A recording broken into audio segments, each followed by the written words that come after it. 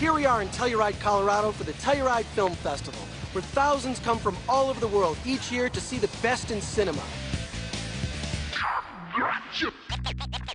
Hi, my name is Chris Gore here in Telluride, Colorado for one of my all-time favorite film festivals. This is the 27th year that I've been here. I've been coming to this festival for about 3 hours now. It's a very laid-back atmosphere. If you haven't woken up at the beginning of the morning, the gondola ride will do it for you. Well, it's almost too pleasant. It's not some crappy movie from a guy in New Jersey about his angst for 12 minutes.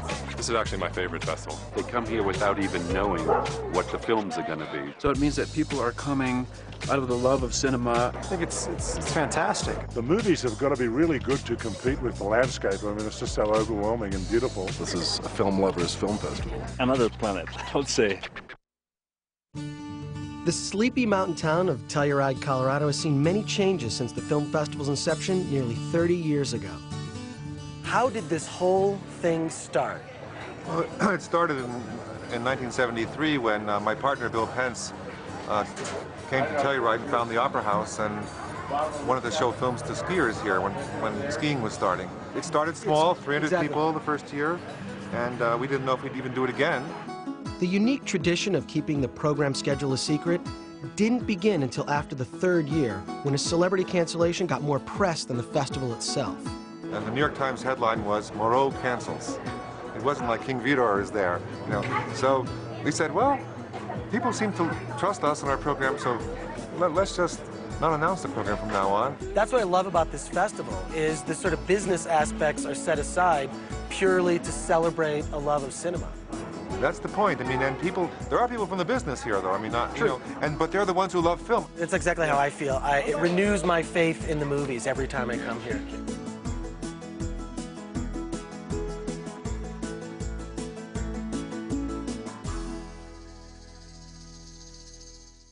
I'm going to do my best to negotiate the ability to do some celebrity interviews. Let's see how well I do.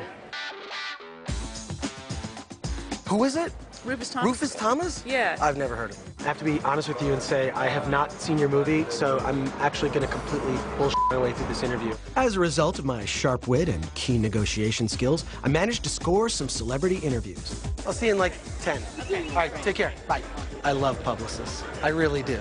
At this year's festival, there were 20 great films that made their North American premiere. I've chosen 5 standout movies to showcase for you.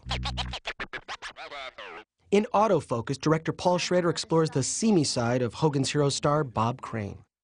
Let's talk about Autofocus. What attracted you to the subject matter?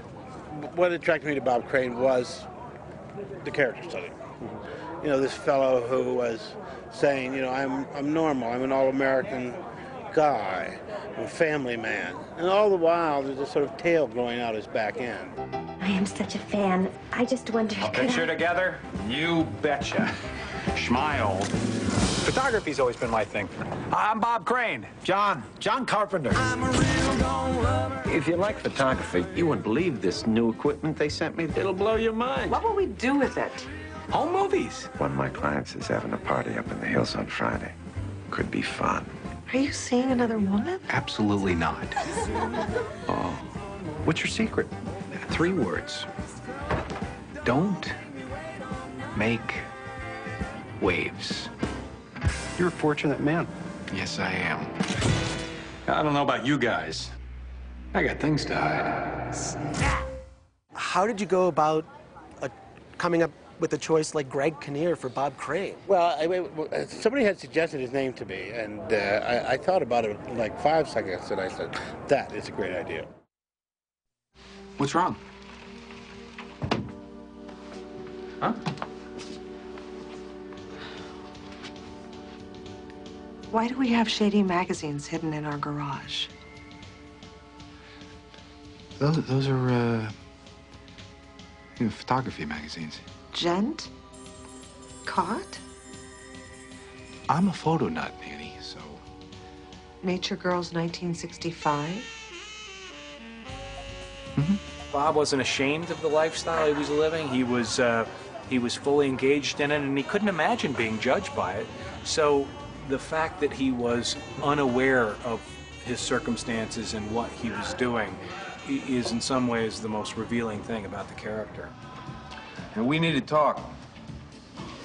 I don't like the sound of that. We gotta talk. That's what a chick says when she's gonna lower the boom.